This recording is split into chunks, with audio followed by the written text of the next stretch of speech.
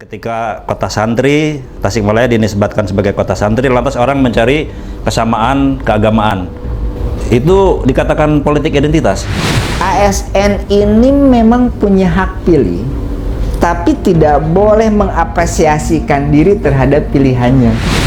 Kalau misalnya hari ini calon pemimpin ini untuk meyakinkan bahwa dirinya pantas duduk di anggota dewan atau pantas di eksekutif dengan menjanjikan iming-iming materi, apakah ketika mereka terpilih mereka akan peduli terhadap kondisi masyarakat?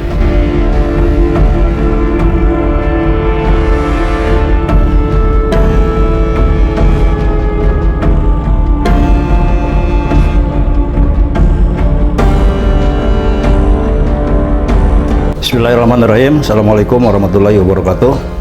Selamat pagi, salam sejahtera, sampurasun untuk Baraya Kabar Priangan semua. Kembali Anda bersama kami dalam program podcast Kabar Priangan, menyajikan berbagai informasi menarik dan aktual di wilayah Priangan Timur. Dan kali ini kami menghadirkan narasumber dari Bawaslu Kota Tasikmalaya. Beliau adalah Kang Ijang Jamaluddin. Selamat pagi, Kang Ijang. Selamat pagi, Kang. Kang Ijang Jamaluddin sebagai Ketua Bawaslu Kota Tasikmalaya dalam kaitan dengan menghadapi perhelatan pemilu 2024, tentu banyak langkah, banyak tahapan yang harus dilakukan oleh Bawaslu. Kita ungkap apa saja yang dilakukan oleh Bawaslu menjelang perhelatan pemilu 2024 tersebut. Baik, Kang Ijang. Ya, baik, Kang. Apa kabar hari ini, Kang Ijang? Alhamdulillah sehat, salam sunnah. Alhamdulillah baik. Kondusif ya di Bawaslu ya. Insya Allah selalu kondusif. Kita harus siap menghadapi proses pemilu 2024 ini. Disibukkan terus ya, 24 jam saya kira. Terus karena kita harus mempersiapkan semua proses tahapan, apalagi yang paling krusial ini kan kita menghadapi tahapan kampanye nanti. Tahapan kampanye ya. Iya. Tapi sebelum kita masuk ke tahapan kampanye, saya ingin tahu dulu Kang Ijang nih. Objek-objek pengawasan yang menjadi isu strategis di Bawaslu apa saja? Barangkali Kang Ijang bisa sampaikan ke publik. Iya, terkait dengan salah satu isu besar pemilu di 2024, khususnya terkait dengan masalah Kota Tasik ya, Kota Tasik. Kami mapping karena Tasikmalaya ini salah satu dari 87 kota kabupaten dengan IKP, indeks kerawanan pemilu itu tinggi di Indonesia. Jadi kita rawan tinggi dengan nilai 69 ini kategorinya di Jabar itu hanya ada 5 kota kabupaten yang rawan tinggi, salah satunya Kota Tasik, Kang.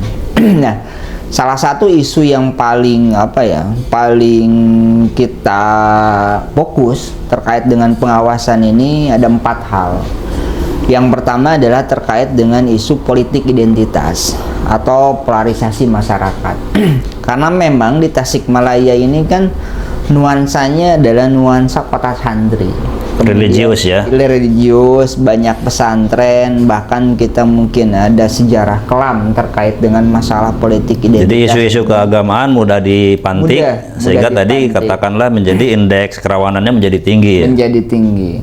Nah, itu juga menjadi salah satu fokus pengawasan kita di dalam politik identitas, meskipun ini akan beririsan dengan masalah Kantibmas.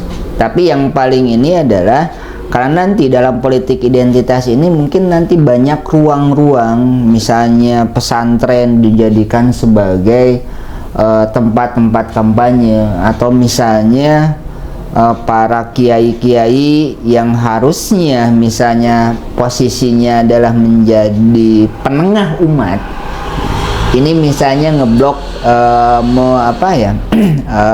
mereka misalnya berafiliasi terhadap salah satu peserta pemilu. Nah, itu yang mesti kita antisipasi. Yang kedua adalah terkait dengan apatisme pemilih. Sebentar, terkait persoalan identitas dahulu. Orang mencari kesamaan itu boleh kan? Boleh. Artinya ketika kota santri, Tasikmalaya dinisbatkan sebagai kota santri, lantas orang mencari kesamaan keagamaan. Itu dikatakan politik identitas? Iya, jadi gini, politik identitas itu dalam norma atau dalam regulasi kepemiluan memang tidak secara eksplisit diatur secara rigid, tapi ini adalah terkait dengan masalah politik yang hari ini berkembang. Contoh gini, dalam kajian politik itu ada yang disebut dengan ID partai misalnya. Misalnya Tasik ini ID partainya apa? Yang secara turun-temurun misalnya, Kang, oh kalau identik dengan santri misalnya partai ID-nya apa? Oh mungkin partai ID-nya adalah partai-partai yang hari ini nuansanya adalah religius misalnya gitu. Nah, itu kan menjadi salah satu kajian politik identitas. Tapi yang kita hari ini spesifikkan terkait pengawasan ini, jangan sampai politik identitas ini membawa ruang ketika masyarakat terbelah, kemudian dari terbelahnya itu sehingga proses pemilu ini menjadi tidak kondusif. Jadi boleh kita beda pilihan, tapi perbedaan pilihan itu jangan dijadikan sebagai sarana perpecahan. Nah, saya kira ini kedewasaan ini yang mesti dibangun oleh masyarakat kita, termasuk oleh para petinggi-petinggi yang hari ini misalnya kaitannya dengan masalah kekiaian, figur-figur ulama harus bisa berdiri di atas semua golongan, harus bisa memberikan suasana yang yang sejuk, yang adem, sehingga tadi masyarakat yang hari ini pluralis di kota Tasikmalaya ini, kan di kota Tasikmalaya bukan hanya masyarakat Islam, non-Islamnya juga ada. Harus dihargai keberadaannya. Harus dihargai, termasuk juga kelompok-kelompok Islam juga di Tasikmalaya sangat banyak. Nah, jadikan itu sebagai ruang ekosistem demokrasi, tapi jangan jadikan itu sebagai salah satu alat untuk pemecah belah. Jadi kesamaan identitas boleh, jangan sampai menimbulkan polarisasi atau perpecahan dengan kelompok lain, itu maksudnya. Nah, itu yang baik. Tadi isu kedua, silakan, terkait dengan apatisme pemilih ya? Iya, jadi yang kedua ini adalah terkait dengan apatisme pemilih. Kenapa kita bisa menjadikan apatisme pemilih ini sebagai salah satu isu yang mesti kita sikapi?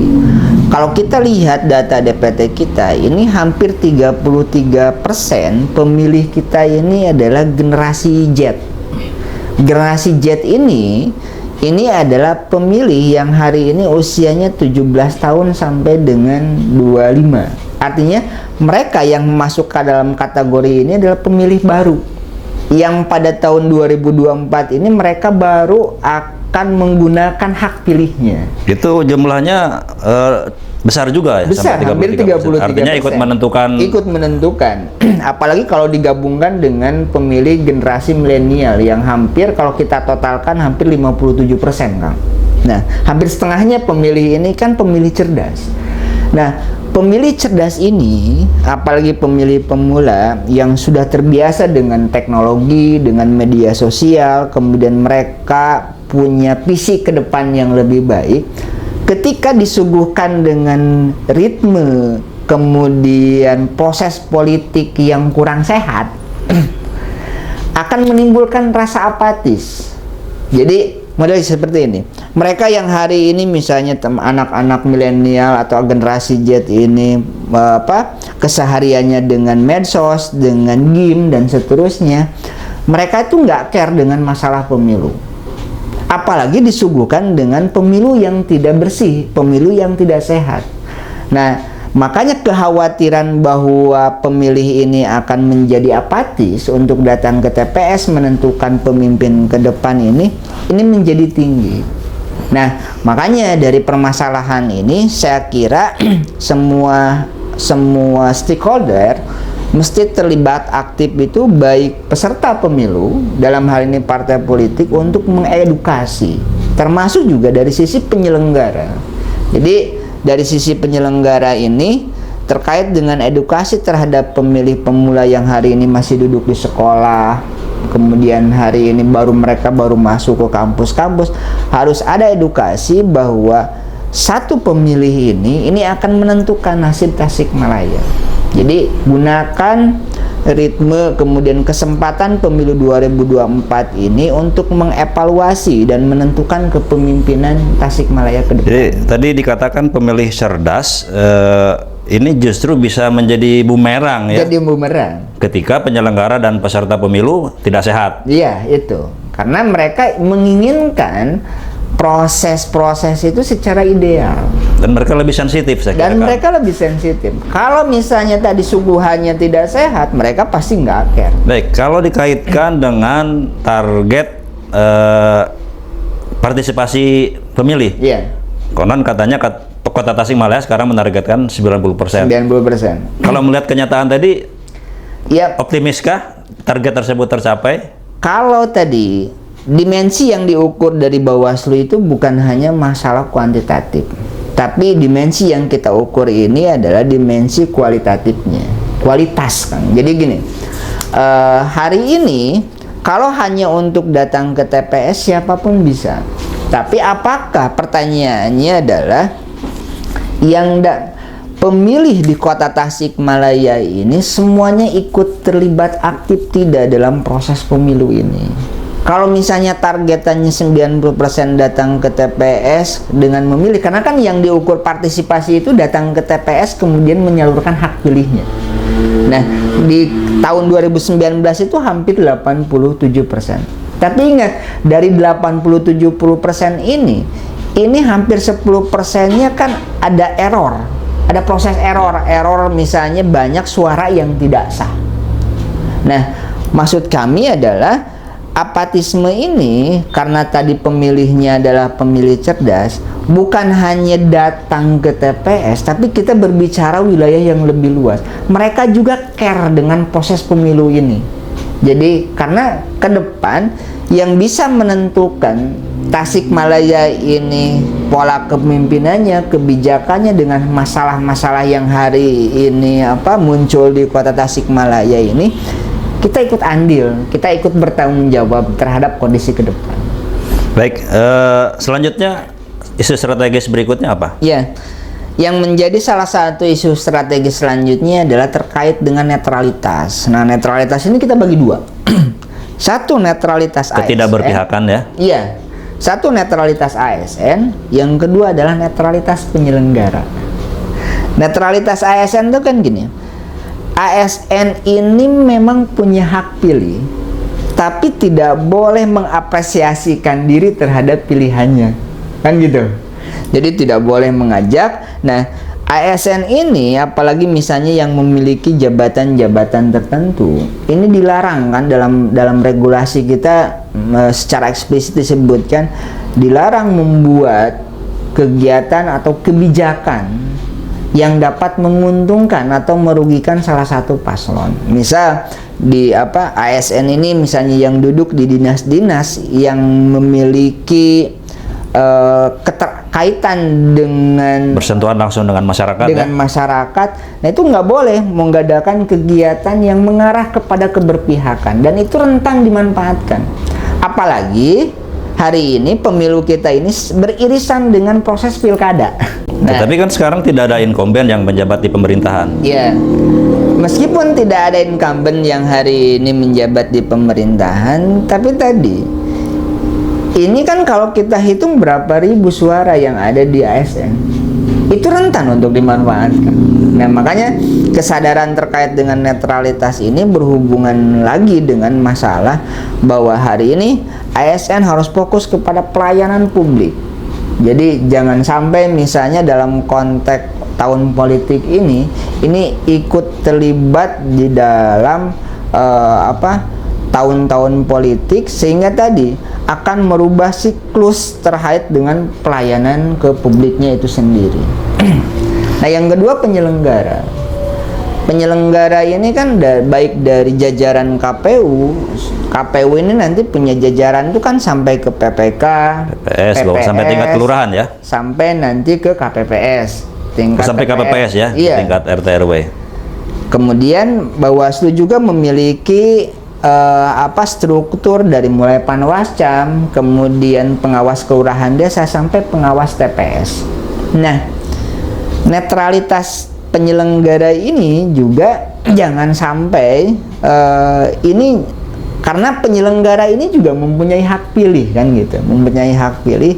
Nah, jangan sampai penyelenggara ini juga dimanfaatkan oleh salah satu kelompok, oleh salah satu peserta tadi untuk menguntungkan atau bahkan merugikan salah satu peserta pemilu. Jadi kita memetakan itu sebagai bentuk mitigasi, mudah-mudahan ASN tetap netral, penyelenggara tetap netral, sehingga tadi proses pemilu ini yang khususnya dibebankan kepada KPU dan Bawaslu ini bisa dijalankan dengan pemilu yang bersih dan adil.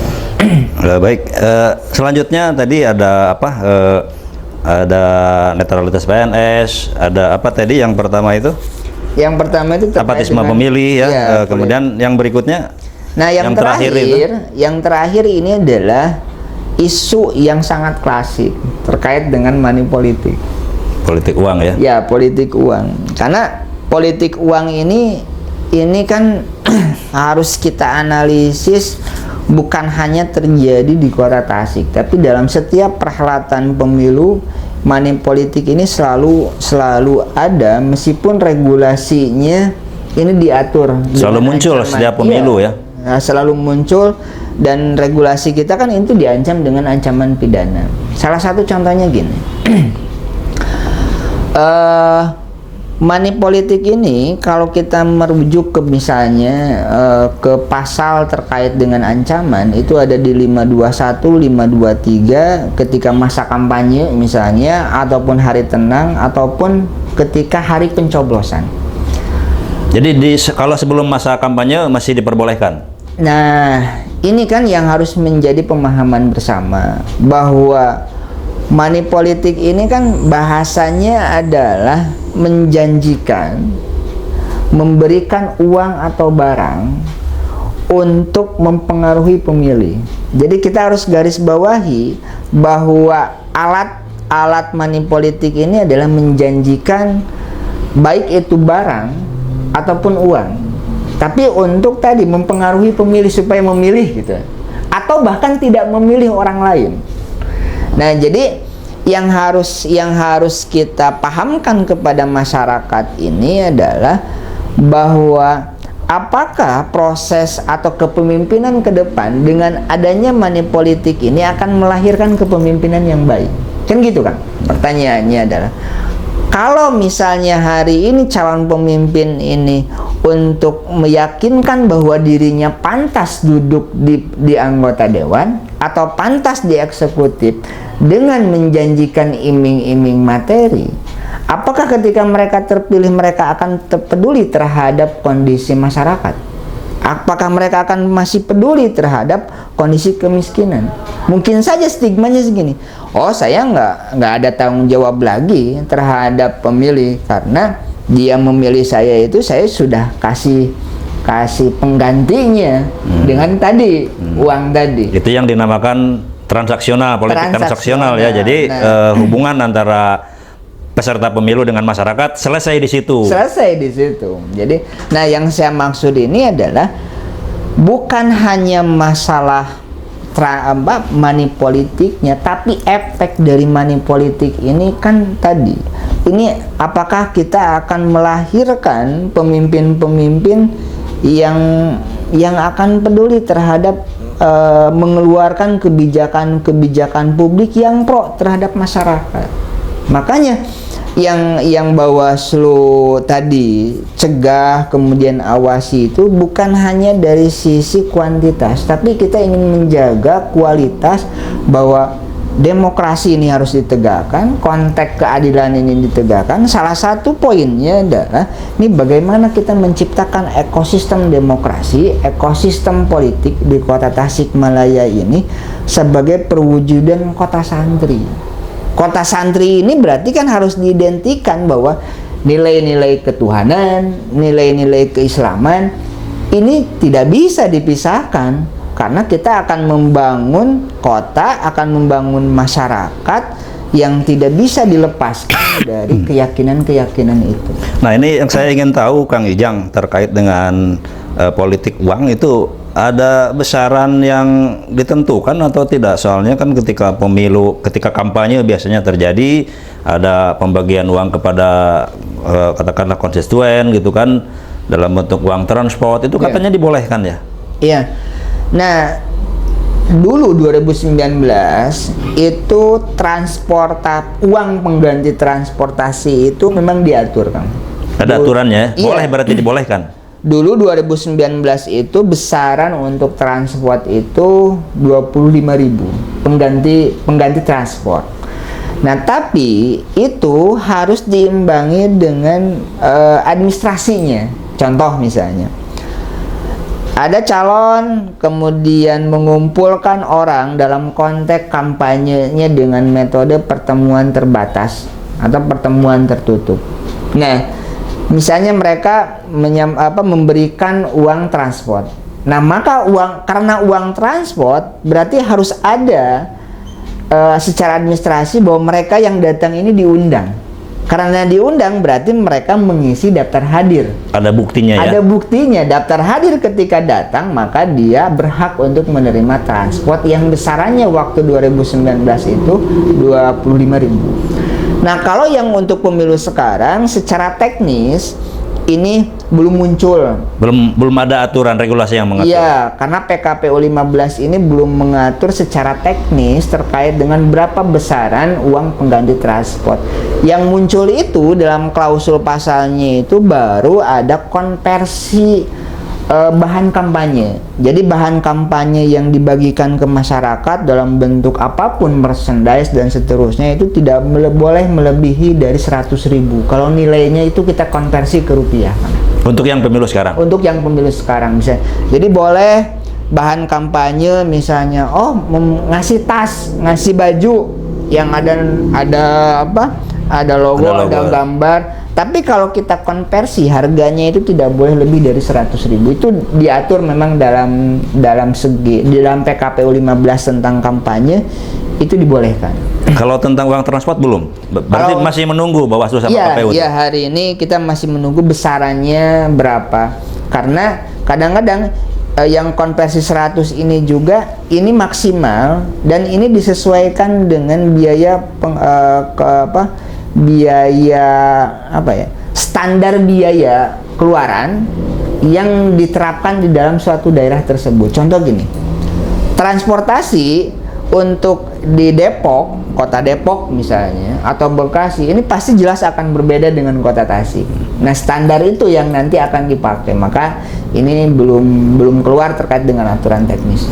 Baik, menarik sekali Kang Ijang barusan bahasan tentang isu-isu strategis yang menjadi objek pengawasan dari Bawaslu.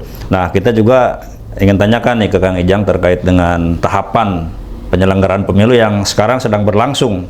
Itu sudah sejauh mana dan pengawasan dilakukan oleh Bawaslu seperti apa? Iya, hari ini itu kita sedang menghadapi 2 tahapan. Salah satunya adalah pertama, kita hari ini sedang penyusunan daftar pemilih tambahan.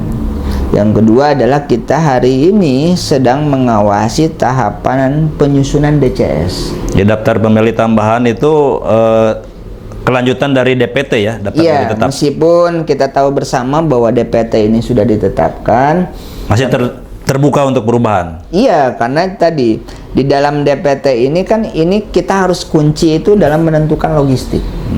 Dalam menentukan logistik pemilu.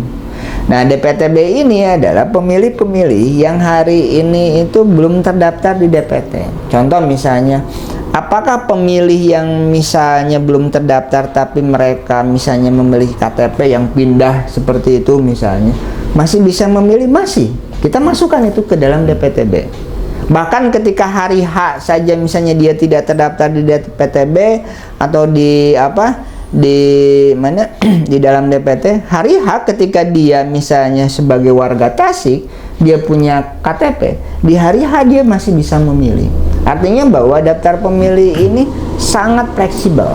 Sangat fleksibel. Pengaturan kita, penetapan kita masalah penetapan ini hanya untuk menentukan terkait dengan satu logistik, TPS.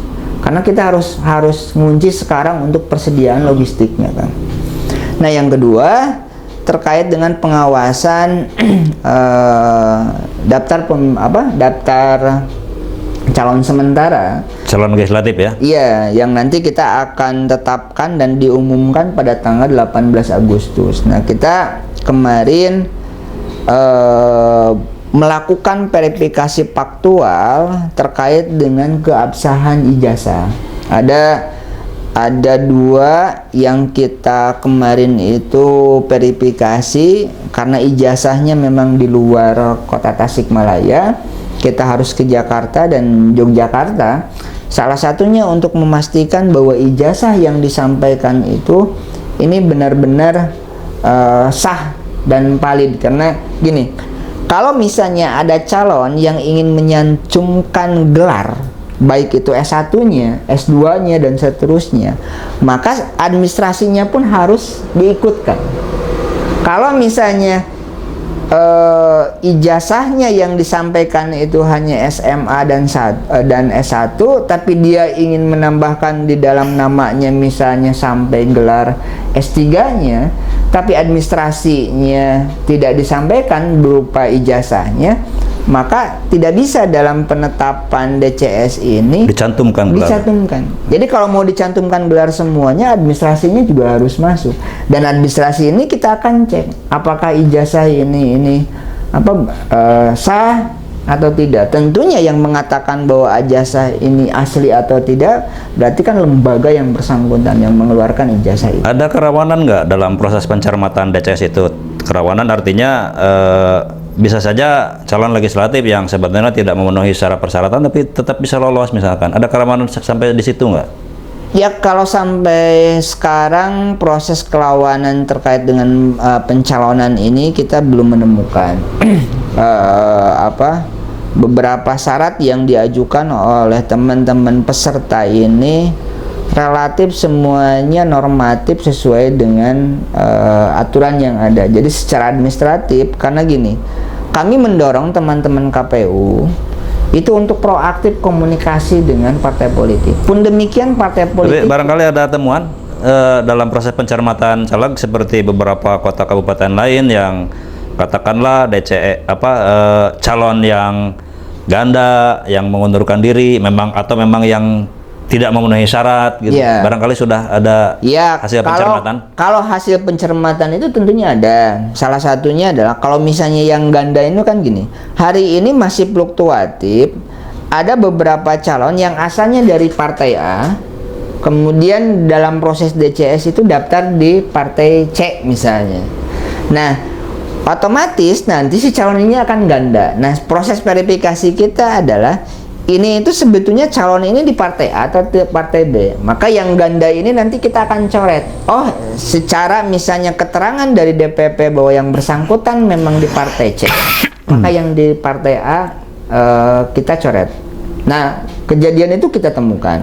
Yang kedua adalah terkait dengan masalah yang tidak memenuhi syarat tadi. Itu ada. Makanya yang tidak memenuhi syarat itu sebelum nanti penetapan statusnya kita beri label BMS, belum memenuhi syarat. Bukan tidak memenuhi syarat tapi belum memenuhi syarat. Jadi masih terbuka untuk perbaikan. Nah, makanya kemarin di tanggal 11 sampai tanggal 16 ini kita proses yang BMS ini ada waktu sampai tanggal 16 ini untuk melakukan perbaikan administrasi ya. Jadi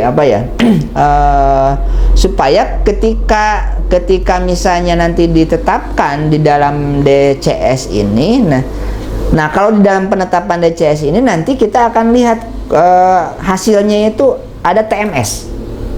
Kalau misalnya dalam satu dapil, misalnya dapil 1 itu ada 12 orang. Kemudian TMS 1, maka kuotanya menjadi 11. Nah, kuota itu kalau misalnya nanti dibawa ke DCT penetapannya tidak akan bisa menambah. Tetap jadi 11 karena yang satunya TMS. Nah, jadi proses hari ini DCS ini penting terkait dengan masalah kuota jumlah yang harus dimaksimalkan. Jadi itu. Yang kedua, terkait dengan proses ini masalah sistemnya itu adalah silon. Jadi sistem informasi pencalonan ya. Iya, Silon ini kan dibentuk sejatinya adalah untuk mempermudah. Tapi hari ini silon ini justru ini apa ya? Secara teknis itu agak mempersulit baik peserta ataupun penyelenggara. Misal hari ini kita tahu bersama bahwa KPU di DKPP dilaporkan ke DKPP terkait dengan silon ini di RI, karena tadi dari Bawaslu hanya diberikan akses berupa viewer saja, dan viewer ini dashboard yang bisa kita lihat itu terbatas. Nah, jadi Bawaslu tidak bisa ikut mencermati pencalonan dalam aplikasi tersebut secara detail. Secara detail, kecuali kalau misalnya kita mengawasi langsung ke KPU, melihat silon yang ada di KPU. Dan di KPU pun bertahap kan, silonnya itu ada yang bagian admin, ada yang operator. Itu berbeda kedalamannya. Nah itu. Artinya jangan sampai akses silon untuk Bawaslu ini hanya sekedar formalitas saja ya. Nah itu, karena kita kan sama-sama juga penyelenggara ya. yang kita harus memastikan nih bahwa si calon ini administrasinya, datanya betul-betul sesuai dengan validitasnya ya. Nah itu. Baik, pada pokoknya Baraya Kabar Priangan semua bahwa Bawaslu ini mencermati, mengawasi dari proses tahapan, seluruh tahapan dari awal sampai sekarang, mungkin sampai akhir penyelenggaraan nanti juga. Selanjutnya nih ada keluhan dari masyarakat terkait dengan maraknya APK sekarang ini di berbagai sudut-sudut kota, di ruang-ruang publik gitu ya, yang katakanlah menyebabkan sampah visual ya. Ada APK yang tergantung di tiang-tiang listrik, di pohon-pohon. Nah, itu sikap Bawaslu seperti apa sebenarnya menyikapi hal itu? Ya. Memang itu jauh-jauh hari, Kang ya. Jadi perlu kita pahami bersama bahwa kampanye ini, masa kampanye ini akan kita mulai 25 hari setelah penetapan DCT. Nah, kapan penetapan DCT itu? Di tanggal 3 November. Berarti kalau kita tarik 25 hari, maka 28 November itu baru treat kampanye. Kalau treat kampanye berarti regulasi yang mengatur terkait dengan kampanye, termasuk pengawasan dan kewenangan Bawaslu dalam menindak, itu berlaku di sana. Nah, pertanyaan, ketika dimulainya tahapan kampanye. Nah, maka apa yang akan kita lakukan ketika sebelum masa kampanye? Contoh misalnya hari ini masih banyak baliho yang dipasang, kemudian dan dipasangnya itu kadang-kadang di trotoar, di tiang listrik, kemudian di pohon-pohon. Nah, kita sudah bersurat kepada pihak terkait, dalam hal ini Pemkot, kemudian dinas-dinas yang menaungi ini, bahwa sebelum masa tahapan kampanye, koridornya masih ada di Pemkot. Di luar kewenangan Bawaslu. Di luar kewenangan Bawaslu, ini sekarang koridornya ada di wilayah Pemkot. Nah, kami mendorong Pemkot supaya dalam hal ini adalah konteksnya adalah penegakan perda. Contoh, dalam perda tata ruang misalnya, di mana yang dibolehkan untuk memasang APK itu ya, baliho-baliho. Ya, baliho-baliho itu. Yang kedua, apakah misalnya mereka yang memasang baliho ini membayar tidak pajak dan retribusinya? Nah, ini juga harus ada penegakan, harus dicek, karena semua retribusi ini, jangankan ini, siapapun yang memasang itu baik iklan atau apapun, ya harus taat terhadap pajak dan retribusi. Apalagi misalnya hari ini yang memasang alat peraga sosialisasi itu di pohon dan di listrik. Ya, saya kira penegak perda itu ada di Pol PP, kemudian harus juga koneksi terhadap dinas-dinas yang lain, baik itu dinas perpajakan, retribusi, kemudian tata ruang. Dalam hal ini kami mendorong dari Bawaslu bahwa karena kami belum memiliki kewenangan sebelum masa kampanye, mengambil sikap yang tegas supaya tadi secara estetika Kota Tasik ini tetap terjaga, kemudian marwahnya ada proses pendidikan politik untuk masyarakat. Itu. Artinya para caleg yang mengkampanyekan dirinya itu melakukan dengan cara-cara yang benar. Cara-cara yang benar itu. Karena gini, kalau kita lihat secara regulasi kan banyak hari ini yang sudah menempelkan baliho itu dengan nomor. Kemudian kadang-kadang penyebutannya itu calon. Padahal belum ditetapkan. belum ditetapkan. Yang baru ditetapkan itu kan partai politik. Kalau partai politik ini dipersilakan untuk melakukan sosialisasi. Jadi ada salah kaprah juga dari caleg ya. Iya itu. Karena masih sangat dinamis sampai nanti penetapan DCT. Baik, terakhir nih Kang Ijang. Ini mohon maaf Kang Ijang. Iya. Katanya jabatannya berakhir sebentar lagi ya. Iya. Tanggal berapa nanti?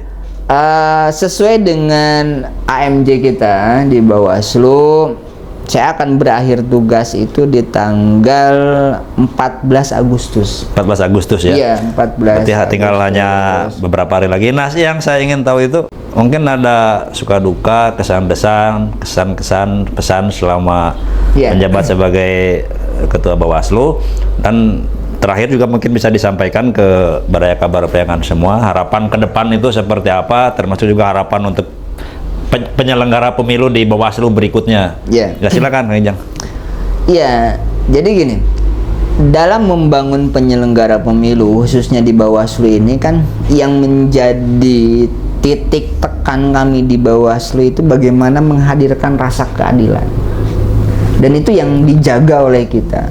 Bagaimana rasa keadilan ini dalam konteks pencegahan, dalam konteks penindakan pelanggaran, kita bekerja di ruang-ruang itu. Makanya Bawaslu terkesan seperti apa ya? Kenapa ini gak boleh ini? Kami bekerja itu sesuai dengan regulasi yang ada. Kalau misalnya ini dilarang, kami akan tegakkan ini dilarang. Kalau ini tidak boleh, kami akan tegakkan ini. Dalam konteks apa? Menghadirkan rasa keadilan, kemudian menghadirkan pemilu yang berkualitas. Nah, jadi itu yang selama ini kita jaga dan kita lakukan. Nah, mudah-mudahan ke depan saya haturkan terima kasih kepada seluruh warga Kota Tasikmalaya, baik itu penyelenggara pemilu termasuk juga peserta pemilu. Selama 5 tahun ini banyak sekali pengalaman di baik pemilu 2019 sampai detik ini. Saya juga berpesan kepada nanti pimpinan-pimpinan penyelenggara baik KPU ataupun Bawaslu yang baru bahwa marwah terkait dengan lembaga pengawas ini, wabil khusus pengawas ini tetap tetap mempertahankan tadi rasa menghadirkan rasa keadilan, kemudian menghadirkan pemilu yang berkualitas dengan menjaga sisi pencegahan, pengawasan dan penindakan pelanggaran.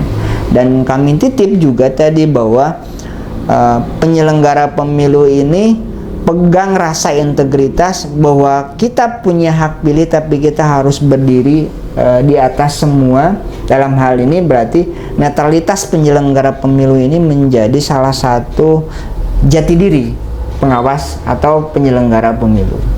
Baik, Baraya Kabar Priangan semua. Demikian tadi bincang-bincang kami dengan Ketua Bawaslu Kota Tasikmalaya, Kang Ijang Jamaluddin. Mudah-mudahan apa yang barusan disampaikan menjadi bahan renungan dan bahan pertimbangan bagi para penyelenggara pemilu lainnya dan juga para peserta pemilu, termasuk juga masyarakat umum, mengenai apa yang boleh dan apa yang tidak boleh dalam menghadapi penyelenggaraan pemilu 2024 ini. Demikian yang kami sampaikan. Wabillahi taufiq wal hidayah. Assalamualaikum warahmatullahi wabarakatuh.